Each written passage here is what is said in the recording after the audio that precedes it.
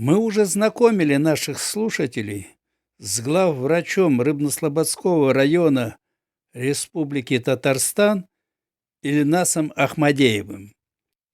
Передовой доктор, получивший образование в Казанском медицинском институте, проходивший практику в Израиле, работавший в больницах Казани и Москвы, знакомый с основами европейской и восточной медицины, сегодня вновь встречается с советом старейшин Рыбнослободского района.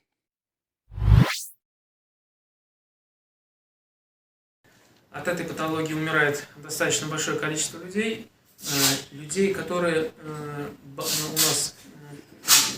у которых диагностируют инфаркты и инсульты, первичная скорая медицинская помощь, а их увозят сразу же в сосудистый центр, в РКБ. К нам в ЦРБ таких пациентов не привозят, мы напрямую этих пациентов увозим туда, в Республиканскую клиническую больницу. Почему так нужно сделать? Потому что на сегодняшний день и инфаркты, и инсульты требуют, многое зависит, будет жить человек долго, или будет он инвалидом или нет, ровно зависит от того, насколько быстро мы сможем привести человека в сосудистый центр в Республиканскую клиническую больницу. Почему? Инфаркт миокарда – это достаточно острая патология, и инсульт то же самое, да? Это в простонародье просто это называется сосудистая катастрофа. И когда она возникает, вопрос идет о минутах, иногда даже о секундах. Что самое важное, что нужно сделать, когда у вас появились симптомы инфаркта миокарда или ОМК, это позвонить в первую очередь на скорую медицинскую помощь или вызвать фельдшера.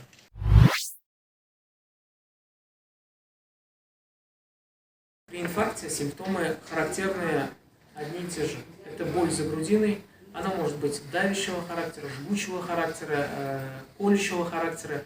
Обычно это боль слева, и она отдает в левую руку, в левую кисть, вплоть до пальцев. Также может давать в левую лопатку сзади, может давать в левую половину живота, вплоть до левой ноги. Боль может быть. Боль очень характерная. Обычно такая боль, люди же говорят, у меня часто бывают такие боли. Такой боли часто не будет у вас. Это вы точно почувствуете, что эта боль отличается от другой. И еще частый такой симптом является потливость. Человек в пот бросает. Ни с того ни с сего в этот момент, когда болит, в пот кидает. Весь человек тиргайотка. Вот это симптомы наиболее характерные для острого коронарного симптома или для начинающего инфаркта миокарда. Помимо этого есть еще симптомы такие, как давление падает вниз, уходит час, пульс может меняться, наоборот, редкий пульс уходит, или наоборот, пульс учащается, может наоборот давление подниматься. Это уже вторичные клинические признаки. Первое, то, что я вам перечислил. Вот такие симптомы, если появились, то ни в коем случае не ждем ни 40 минут, ни 50 минут. Под язык брызгаем изокет нитрамид, одну дозу, или валидол, если нету изокеты и 15-20 минут ждем. Если не проходит боль, тут же вызываем скорую медицинскую помощь или вызываем фельдшера. Но мы сталкиваемся, по крайней мере, в частности, у нас в районе эта проблема существует. С чем? Наступают у человека клинические признаки инфаркта или инсульта. Что делает человек подсознательно сразу? Человек звонит сначала сыну, или дочке, или внуку, или внучке. Или звонит жене, или еще кому-либо, но ни в коем случае не скорой помощи и не фельдшеру. И звонит и говорит: улам, казан, вот что-то плохо себя чувствую, за грудиной болит, сильно давит, что делать? И тут сын, грубо говоря, я говорю сейчас образно, сын или дочка говорит: а ты сначала попробуй, давай вот выпей вот эту брызни под язык, валидол, подождем, если не пройдет, вызовем скорую помощь. Проходит 30 минут, 40 минут, Человек выпил валидол, но не проходит боль. Хорошо, он еще раз звонит сыну или дочке. Улам кызым бітмеді, ишлейбіз. Қызы улайды. Вот буквально у нас был такой случай месяца 2 назад. Қызы айтты, они хар күтіп тұрын, хар келіп жетем. Ладно, ауыл жерінде вот. Едет дочка к маме. Это еще 40 минут. Плюс-минус 40 или 50 минут. Уже прошло почти 1,5 часа. У человека боли не прошли. Вот приехала дочка. Дочка говорит, они, полежи немножко, сейчас мамися там дорогера, выпей, подождем немножко и потом посмотрим. Еще 40-50 минут проходит. И в итоге проходит почти 3 часа, и только потом вызывают скорую медицинскую помощь. Скорая плюс еще 15 минут едет. Приехала скорая помощь, сделали кардиограмму. На кардиограмме передний перегородочный инфаркт миокарда. Мы сразу же загружаем, вводим РКБ. В РКБ тут же проводят коронарографию, ставят стенд, вот, и смотрят, что состояние как бы не очень простое, не очень у человека находится человек в реанимации. Почти 3 дня находился в отделении реанимации, потом уже перевели его в палату. Но обширный инфаркт уже. Если бы они вызвали раньше хотя бы, сразу, минут через 20, то, возможно, таких последствий не было. Теперь я расскажу, как происходит у нас, почему происходит инфаркт и инсульт. Здесь причин на самом деле немало, но основная причина – это поражение сосудов атеросклеротическими бляшками, которые формируются не за один день, и формируются они годами. Человек сдает холестерин во время диспансеризации, у него приходит высокий холестерин, но человек у нас, особенно алджеринда, холестерин пришел высокий, ему фельдшер говорит, что надо будет принимать препараты. Он говорит обычно так: сейчас я диету немножко подержу, и у меня уменьшится холестерин. Что мы видим в итоге? Человек сдал холестерин, у него высокий холестерин, липопротеид, вот этот плохой так называемый холестерин, высокие цифры. Он думает, что диета это снизит, начинает садиться на диету. Он садится на диету, убирает жирное, острое все убирает, остается на каше, проходит 3 месяца, а холестерин еще выше становится. И вот тут задается вопрос, откуда? Так дело-то в том, что, к сожалению, на сегодняшний день холестерин плохой мы получаем не только извне, и не только с едой. Он образуется у нас еще внутри организма. И чтобы вот этот плохой холестерин, убирать плохой холестерин, который образуется у нас внутри, вот для этого нужно принимать препараты. Без приема препаратов никакая диета не спасет. Это уже доказано, не одна научная уже работа была. Ничего не поможет. Поэтому придется принимать лекарственные препараты для того, чтобы уменьшить количество холестерина плохого. Что бывает обычно с теми людьми, которые не принимают препараты, думают, вот диета, думают, ладно, чего уж там плохой холестерин, ничего страшного. Люди же жили до этого как-то, дальше проживем. Может, и люди и жили раньше до этого, но люди и жили, поэтому умирали резко. Почему? Из-за того, что вот этот холестерин плохой, он начинает копиться на стенках сосуда. Он начинает сосуд на стенках образовываться и потихоньку начинает его с годами все больше и больше и больше становиться. И со временем он просто почти закрывает сосуд, остается маленький канал, по которому кровь течет, и этот маленький канал в один момент просто закрывается. А что способствует, чтобы он закрылся? Способствует любой фактор. Вышли, физическую нагрузку какую-то получили, вышли на улицу, допустим, активно сделали физкультуру, там, пропололи грядки, сходили в горячую баню, стресс какой-нибудь произошел, понервничать пришлось. Вот эта бляшка стенка этой бляшки, которая внутри была сосуда, она просто разрывается на фоне вот этого нагрузки. Когда она разрывается, у вас организм начинает вести себя таким образом, чтобы быстрее вот эту бляшку закрыть. И образуется тромб. Вот этот тромб, который канал у вас был тонкий, он полностью ее закрывает уже теперь, полностью. И когда закрывает полностью канал, кровоснабжение органа, оно перестает быть. И все. Если сосуд находится в сердце, питает сердце, коронарной так называемой артерии, то тогда наступает инфаркт миокарда. Ну, острый коронарный синдром называется инфаркт миокарда. Если же это сосуды головного мозга, то тогда наступает острое нарушение мозгового кровообращения. Второй причиной является тромбы, которые улетают в какой-то определенный из факторов, при определенных каких-то условиях, отлетают от стенки сосуда. Они отлетают, это может быть сосуды шеи, отлетают, уходят в головной мозг и закрывают просвет сосуда. И наступает острое нарушение мозгового кровообращения. Факторы, которые приводят, это опять одни и те же. В основном это атеросклеротические бляшки, вот эти атеросклероз, который липопротеиды низкой плотности, плохой холестерин, который начинает откладываться и с годами формируется в сосудах. Поэтому и говорят, что вот этот плохой холестерин, он является, как и сахар крови, глюкоза, да, повышенный сахар крови или тихий убийца.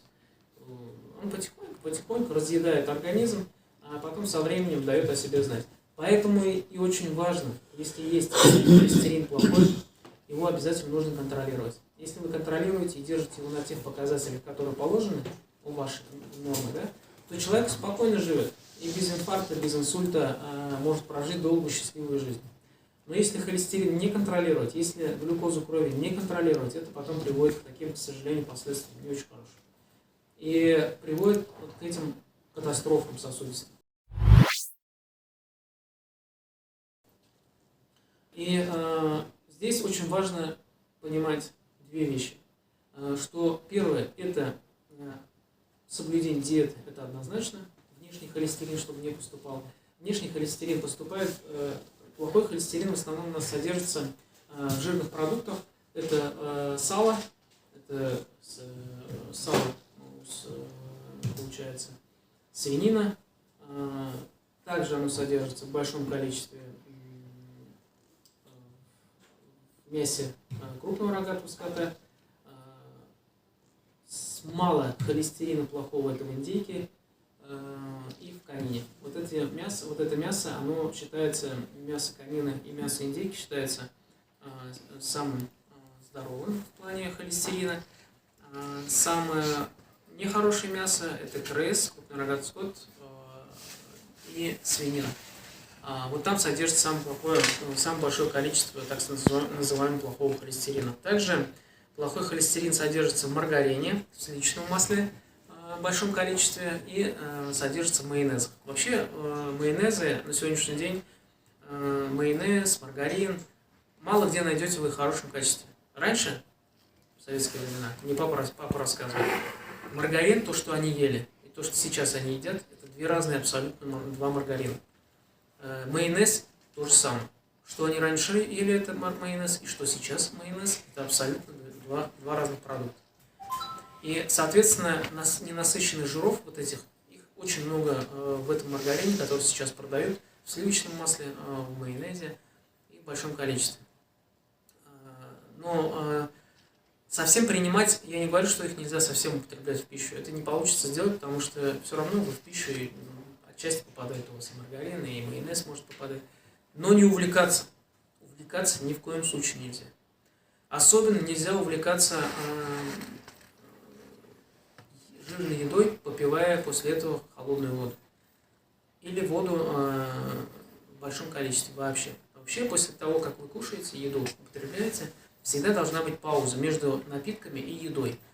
Я уже в прошлый раз рассказывал, что когда человек, наверное, қонаққа барасың, мында, Анатолий, потом районда бару.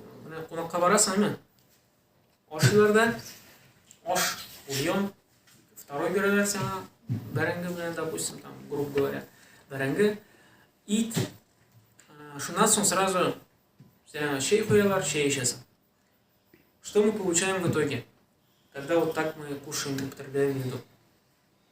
Мы получаем то, что мы сначала съедаем жирное, этот жир разбавляем водой, и поджелудочная железа начинает работать с огроменной нагрузкой, и тем самым вы постоянно подвергаете свою поджелудочную железу огромным нагрузкам.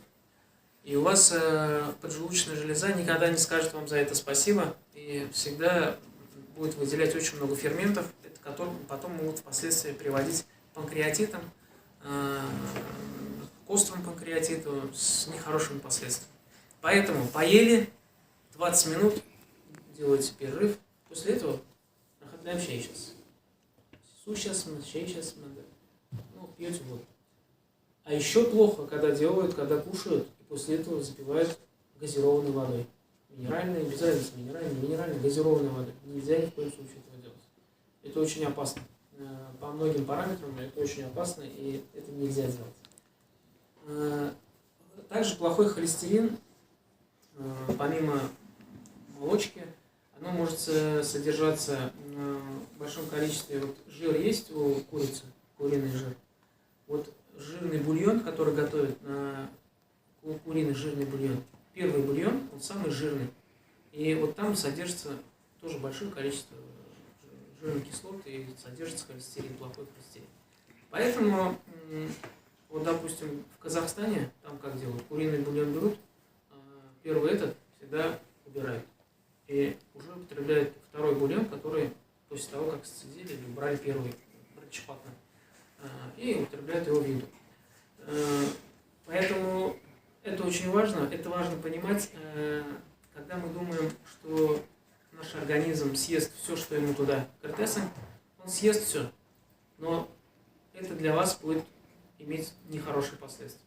Вообще, во всем мире уже доказано, что еда очень сильно влияет на продолжительность жизни и на развитие заболеваний. Когда мы думаем, что мы едим полезную еду, вроде кажется, что это полезная еда, но по факту это может быть не полезно. Это первое. Второе, мы во многих вещах кушаем еду немножко неправильно, смешиваем то, что нельзя смешивать. И получается так, что, еще раз говорю, желудок же это все переваривает с поджелудочной железой и с печенью, желчным пузырем. И при этом огромные нагрузки тоже испытывает. Поэтому еще раз призываю, если есть, то желательно всегда белое мясо, курица, индейка, но без жирных жировой прослойки. Можно все в меру есть, но не в больших количествах. Некоторые люди еще едят мойну, а отдельно мойна. Вот это тоже нельзя делать. Это очень опасно, не только в плане холестерина, да, а именно в плане того, что может возникнуть панкреатит. Лечить его будет очень тяжело. Многие люди ошиларда, ортынан, я панкреатин кабалар, я аллаху кабалар, я наса кабалар, я мизим кабалар. Это из-за чего они так делают? Это не из-за того, что им охота таблетки есть, а это из-за того, что у них тяжесть появляется в животе после еды. А вот эта тяжесть, вы представьте, это для вас тяжесть, просто кажется, что тяжело. А желудок при этом вообще находится в такой тройной нагрузке. И представьте, вот этому желудку надо вот это все переварить. А для того, чтобы переварить, надо выделить много ферментов поджелудочной железы. И это все, конечно, не очень хорошо сказывается. Поэтому сосуды надо беречь с молоду. Для этого надо обязательно витамины группы В, витамины С, это сосудоукрепляющие витамины, обязательно. Обязательно нужно держать диету в плане плохого холестерина. Если плохой холестерин есть и в большом количестве, то обязательно нужно принимать препараты, они есть, группа большая на сегодняшний день, по назначению лечащего доктора, без проблем, принимайте. Их надо принимать курсами, смотреть, предварительно через 3-6 месяцев проверять холестерин свой, вот, и уже по мере того, какой он у вас, смотреть дальше, принимать, не принимать, тоже вместе с лечащим доктором надо будет решение принимать. Вообще, инфаркты, инсульты, иногда люди умирают во сне даже. Вот, это тоже часто встречается. Человек уснул, человек не проснулся. Бывает такое, что люди с болями за грудиной или за головными болями ложатся спать и думают, boş ауыртамын, дорогу шмеляр, шмеляр, и с головными болями или болями за грудиной думают, что это хондроз какой-нибудь, там еще что-то, и засыпают. И вот у этих людей очень большой риск того, что они могут не проснуться. А вообще с болями никогда нельзя засыпать. Если головные боли есть, мигрень, головная боль, то обязательно нужно принимать препараты для того, чтобы купировать эту головную боль. Только после того, как вы купировали эту боль, можно ложиться спать и засыпать. Это касается не только головной боли, это касается и зубной боли. Вот зубная боль многие люди тоже терпят до конца, но терпеть его ни в коем случае нельзя, потому что зубная боль, как никакая боль, очень сильно задевает вегетативную нервную систему и приводит к неврологическим и психологическим проблемам потом. Человек начинает быть гипервозбужденным, начинает плохо спать. Это все тоже может быть когда вы длительно терпите зубную боль. Если зубная боль есть, надо обязательно лечить зуб или показать это десна. Обязательно. Ни в коем случае нельзя жить всю жизнь на обезболивающих, долгое время на обезболивающих находиться, если у вас зубная боль. Ни в коем случае. Во-первых, зубная боль никогда просто не бывает. Поэтому сосуды надо беречь с молоду. Сосуды надо беречь с молоду. Для этого надо обязательно витамины группы В, витамины С, это сосудоукрепляющие витамины. Обязательно. Обязательно нужно держать диету в плане плохого холестерина. Если плохой холестерин есть и в большом количестве, то обязательно нужно принимать препараты. Они есть, группа большая на сегодняшний день. По назначению лечащего доктора, без проблем, принимайте. Их надо принимать курсами, смотреть, предварительно через 3-6 месяцев проверять холестерин свой. Вот, и уже по мере того, какой он у вас, смотреть дальше, принимать, не принимать. Тоже вместе с лечащим доктором надо будет решение принимать. Вообще, инфаркты, инсульты, иногда люди умирают во сне даже. Тоже часто встречается, человек уснул, человек не проснулся. Бывает такое, что люди с болями за грудиной или за головными болями ложатся спать и думают, boş ауыртамын, дорогу шмеляр, шмеляр, и с головными болями или болями за грудиной думают, что это хондроз какой-нибудь, там еще что-то, и засыпают. И вот у этих людей очень большой риск того, что они могут не проснуться. А вообще с болями никогда нельзя засыпать. Если головные боли есть, мигрень, головная боль, то обязательно нужно принимать препараты для того, чтобы купировать эту головную боль. Только после того, как вы купировали эту боль, можно ложиться спать и засыпать. Нагрузка очень важна для поддержания тонуса сосудов. Это очень важно. И вообще она важна для того, чтобы и холестерин плохой уходил, и в целом для организма очень важно поддерживать постоянную физическую нагрузку. Это может быть пешие походки, это есть сегодня очень модно и очень любят эту скандинавскую ходьбу с помощью палочек. Вот, это тоже очень полезно, когда у вас задействованы не только ноги, а задействованы и руки. У вас задействованы многие группы мышц, и это очень популярно, и действительно оно очень хорошо подходит. На уровне скандинавской ходьбы только плавание может рядом стоять. Если вы плаванием занимаетесь, тогда это еще лучше. Это тоже нагрузка на мышцы, это тоже разрабатывает дыхательную систему, это тоже очень важно, это тоже нужно поддерживать. Помимо физической нагрузки, также, конечно, правильно должно быть питание. Питание, здесь можно целую лекцию прочитать про питание. Вкратце я вам просто скажу, что, конечно, нужно ограничить жирное, ограничить продукты, которые так называемые вторичной обработки. Это маргарины, это майонезы, кетчупы, это колбасы. Молочные продукты тоже в меру. Молочные продукты содержат тоже плохой холестерин. Они полезны, конечно, для кишечника, но они не очень хороши именно в плане вопроса плохого холестерина.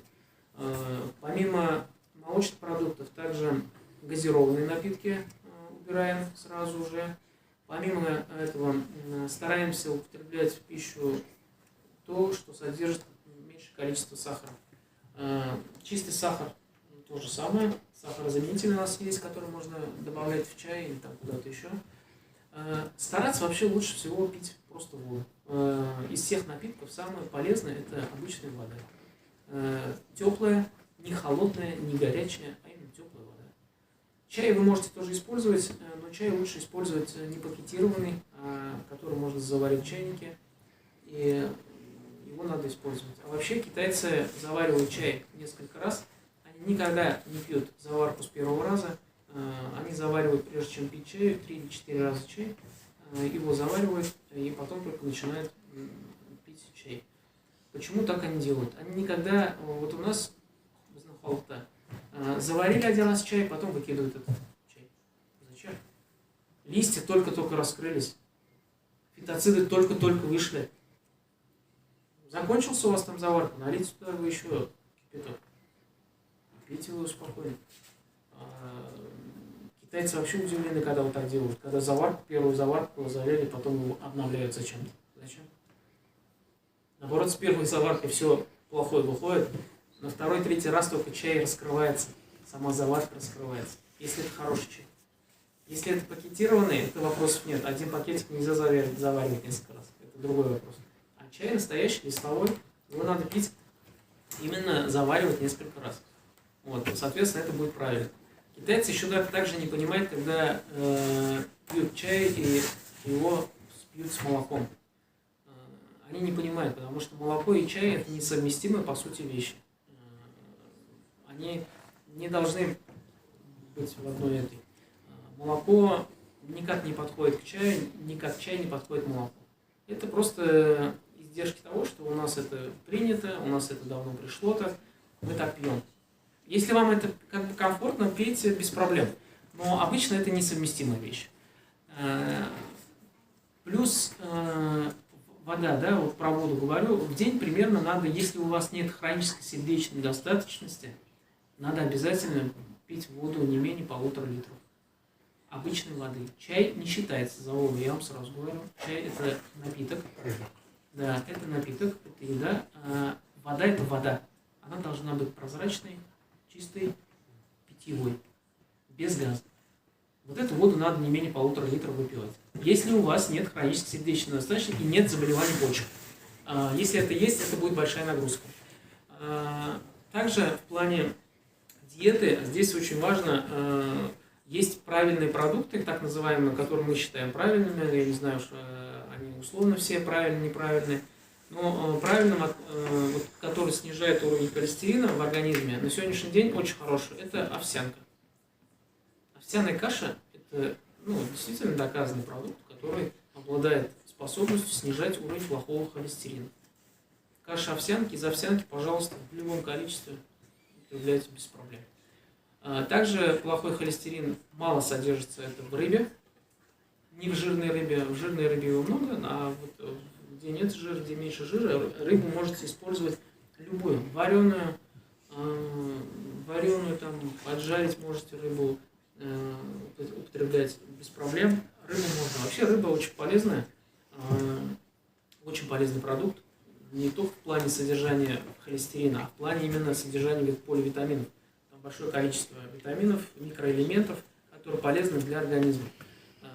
И его надо тоже употреблять и часто употреблять. Рыбу желательно часто употреблять. Без разницы, речная это морская рыба, не суть важно.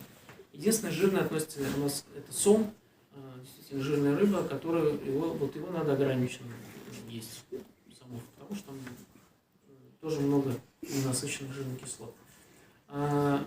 Плюс к этому в плане диеты, тут, конечно, продукты надо клетчатку. Много клетчатки надо использовать. Это яблоко, груша. Вот это снижает уровень холестерина плохого. Чернослив можно использовать. Сухофрукты вообще полезны. Сухофрукты содержат много калия, магния, что нам, особенно лицам пожилого возраста, очень полезно в плане калия, магния. Вот эти микроэлементы, их не хватает всегда. И вот чернослив, сухофрукты, они содержат в большом количестве изюм, орехи, фундук, грецкий орех. Содержание тоже его там приличное количество, поэтому его можно смело употреблять в еду, спокойно можно есть. Это очень тоже является таким полезным продуктом. Помимо этого, конечно, вот овощи, фрукты, огурцы, помидоры, они помимо того, что микроэлементы содержат, очень хорошо очищают кишечник, очень снижают с нее нагрузку, работу кишечника улучшают вообще вот именно фрукты, овощи. Тоже можно употреблять, чем чаще клетчатки будет, чем больше у вас будет клетчатки, тем меньше вероятность того, что у вас будет онкологические заболевания кишечника. Это тоже есть своя сторона, поэтому это тоже можно использовать в рамках питания, еды. Вот. Стараться меньше, ну это без нахвалов тяжело это доказать, стараться, конечно, меньше есть мучного.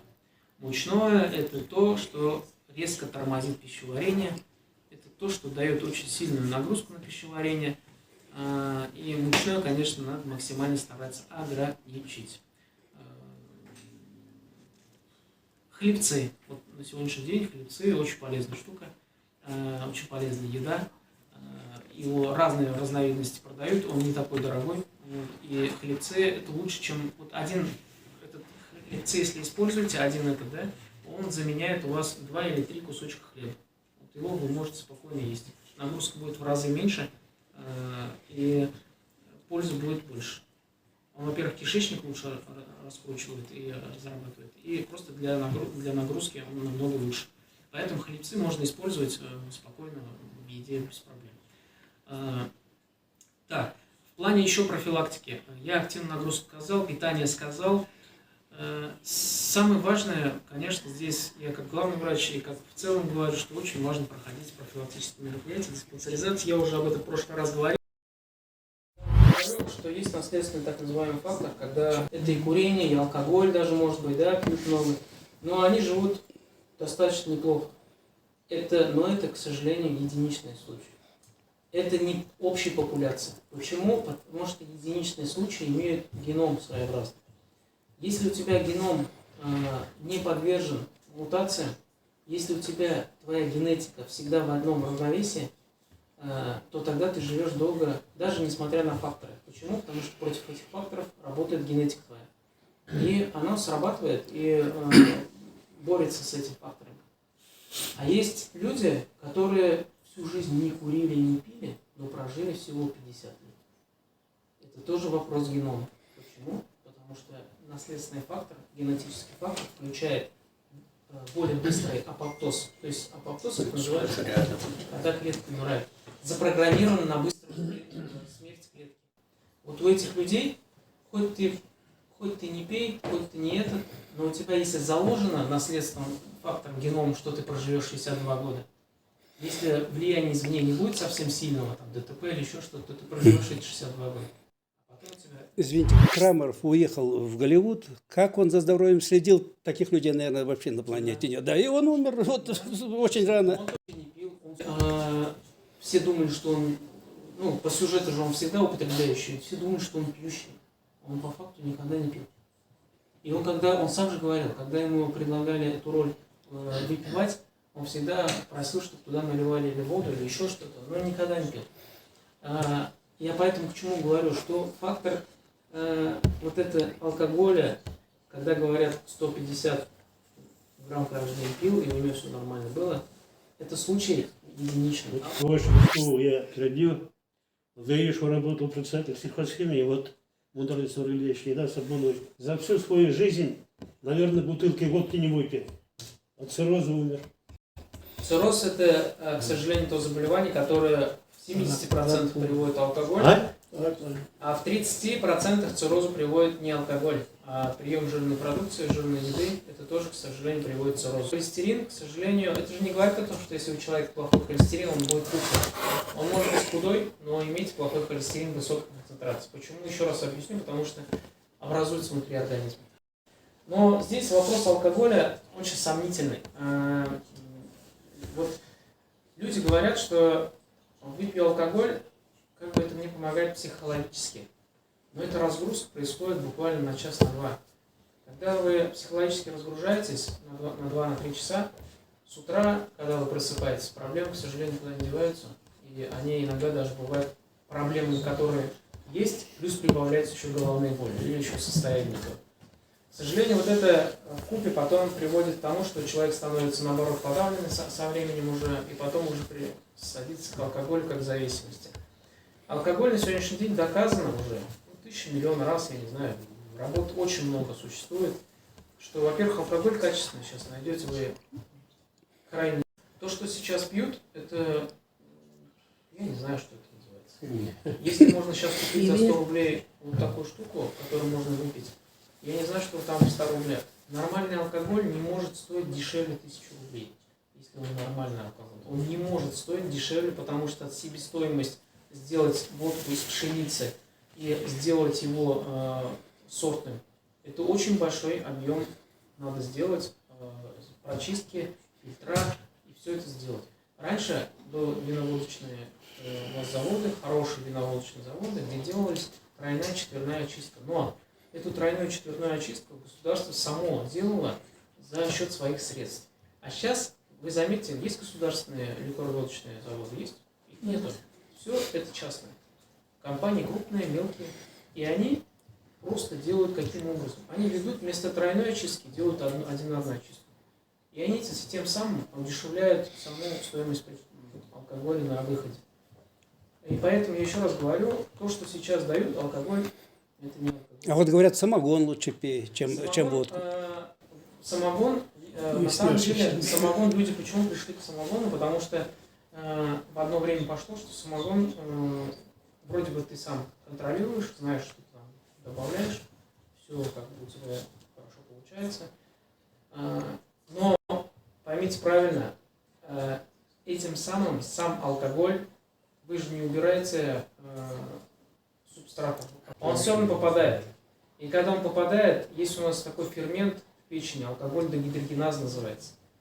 И от этого фермента, кстати, зависит, как люди быстро пьянеют. Если вы заметили, есть люди, которые от одной рюмки уже уваливаются, а есть люди, которые могут 2 пузыря выпить, и им ничего не будет. Да, вот северные народы почему-то быстро пьянеют, да? Алкоголь-дегидрогеназа работает в ограниченном количестве. В нашем организме есть этот фермент, и у кого он хорошо выражен, они пьянеют крайне редко. И если пьянеют, то пьянеют от больших объемов.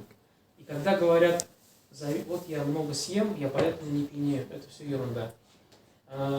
Количество не от этого зависит, не от количества съеденной еды, а зависит от того, как у вас хорошо работает фермент алкоголь-дегидрогеназа. Вот этот фермент у кого-то его вырабатывается в хорошем количестве, и он поэтому не пьянеет. Женщина не вырабатывает. И даже у женщин алкоголь-дегидрогеназа, к сожалению, вырабатывается тоже, но женский алкоголизм лечится крайне тяжело. Неизлечим, говорят вообще, да? Почему? Потому что алкоголь-дегидрогеназа, вот этот фермент, в очень маленьком количестве у женщин. И, соответственно, он быстро истощается организм жидкости.